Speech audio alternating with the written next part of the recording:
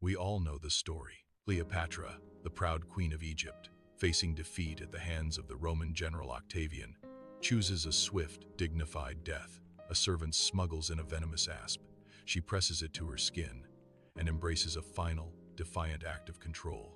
It's a tale of romance and tragedy that has echoed for 2 millennia. But what if that story is mostly a lie? A carefully constructed piece of Roman propaganda designed to hide a far more brutal truth. What if the real story of Cleopatra's final days wasn't one of serene defiance, but a harrowing ordeal of intense psychological pressure? A period where her children were used as cruel leverage, her mind was methodically broken, and her death, far from being a clear-cut choice, is shrouded in disturbing uncertainty. The truth of what happened to the last queen of Egypt after her capture is not a romance. It's a story of calculated cruelty, and it's far more disturbing than you thought. Our story begins in the turbulent aftermath of the Battle of Actium in 31 BCE. It was here that the naval forces of Cleopatra and her Roman lover, Mark Antony, were crushed by their rival, Octavian. For Antony and Cleopatra, it was the end of their ambition to rule the Roman world. For Octavian, it was the final move in a ruthless game of power that would make him the undisputed master of Rome. The couple fled back to Alexandria, but there was no escape. The walls were closing in. By the summer of 30 BCE, Octavian's legions stood at the gates of the city. The end was inevitable. On August 1st, 30 BCE, Mark Antony made one last, desperate stand. He led his remaining forces out, but they were swiftly defeated. At this moment, the first act of the final tragedy began. A false message was sent to Antony, claiming Cleopatra had already taken her own life. The purpose of this lie is debated, but its effect was devastating. Believing the love of his life was dead, the broken general fell on his own sword. The wound, however, wasn't instantly fatal. In agony, Antony learned that Cleopatra was, in fact, still alive. She had barricaded herself inside her lavish mausoleum, a monumental tomb filled with her treasures and her two most loyal handmaidens, Iris and Charmian. In a final grim scene, Antony's bleeding body was hoisted up the stone walls of the mausoleum, and he died in Cleopatra's arms. For Cleopatra, holding her dying lover as the enemy pounded on the doors, the world had collapsed. She was now alone, a queen without a kingdom, and a mother trapped with her children in the path of a conqueror who wanted to erase her from history. Her capture was now only a matter of time. Cleopatra knew what awaited a captured enemy of Rome: humiliation. She had seen it before. Decades earlier, her own sister, Arsinoe IV, had been shackled and paraded through the streets of Rome in Julius Caesar's triumph. Cleopatra was determined to avoid the same fate. According to the Roman historian Cassius Dio, Octavian's soldiers had explicit orders to take her alive, and when they finally broke into the mausoleum, they found a queen ready to die. She was disarmed and physically restrained, her pleas to be killed ignored. She wasn't thrown into a dungeon. Octavian's cruelty was more refined. He had her imprisoned within her own mausoleum, a gilded cage where she was placed under constant surveillance, stripped of any obvious means to harm herself. Her every move was watched. This wasn't just imprisonment. This was the beginning of a meticulous psychological operation. Octavian didn't just want her dead. He wanted her alive for his triumph, the grand military parade in Rome that would celebrate his victory. The goal was to break her spirit. Every moment she was kept alive was a terrifying reminder of the future he was planning for her.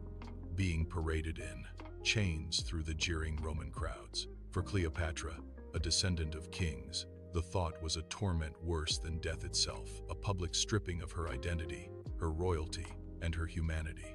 As the days in her prison wore on, Cleopatra refused to eat, hoping to waste away and rob Octavian of his prize.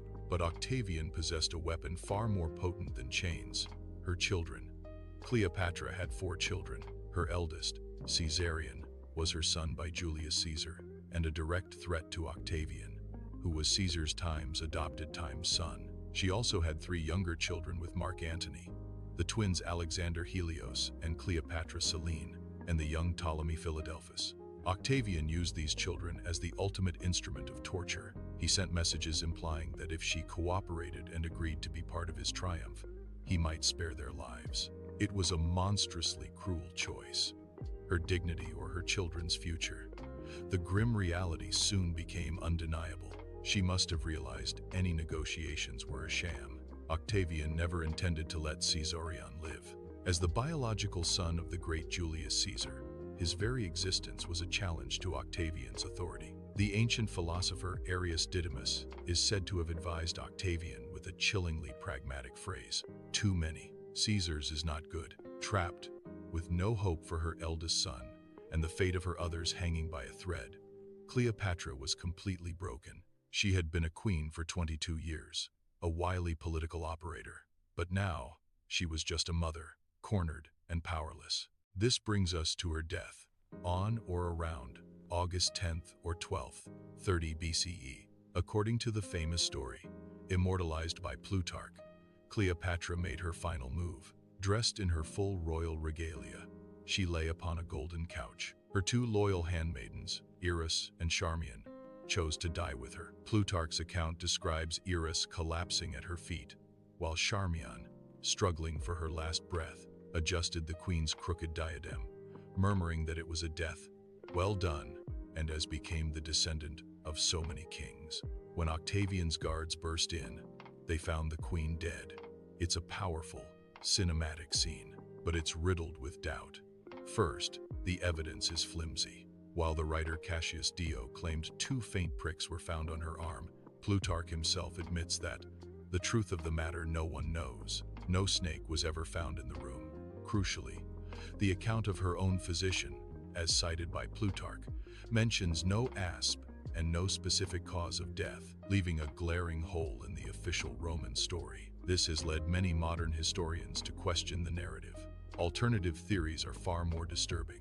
Some ancient sources suggest she died from a fast-acting poison, perhaps administered through a hollow pin or comb. This would have been quicker and more reliable than a snake bite. But the darkest theory is that she was pressured into suicide by Octavian. The asp story was symbolically perfect for him. The snake was a symbol of Egyptian royalty, allowing her death to be framed as a mystical, foreign act. It conveniently allowed Octavian to claim he wanted her alive, casting him as a magnanimous victor robbed of his prize, rather than a ruthless executioner. He got what he wanted, Cleopatra dead, without the stain of having murdered her himself. The story of the defiant queen and her serpent was the final, brilliant piece of propaganda. With Cleopatra dead, Octavian moved swiftly to rewrite history. His first act was to eliminate the remaining threat. Caesarion, Cleopatra's 17-year-old son, was hunted down and executed. His crime was simply being his father's son. The fates of her 3 children with Antony were different. They were taken to Rome and paraded in Octavian's triumph as spoils of war. Afterward, they were given to Octavian's sister, Octavia, the very woman Antony had divorced to be with their mother. The 2 boys, Alexander Helios and Ptolemy Philadelphus, disappear from the historical record, likely having died from illness or other causes in childhood. Only the daughter, Cleopatra Selene, survived into adulthood. She was eventually married to King Juba II of Mauritania, where she ruled as a capable and respected queen, a faint echo of her mother's legacy. Octavian's war on Cleopatra didn't end there. For decades, he orchestrated a vicious propaganda campaign to destroy her reputation. Roman writers, under his influence, portrayed her not as the intelligent and savvy ruler she was, but as a decadent, foreign seductress who corrupted noble Roman men. This campaign served a crucial purpose.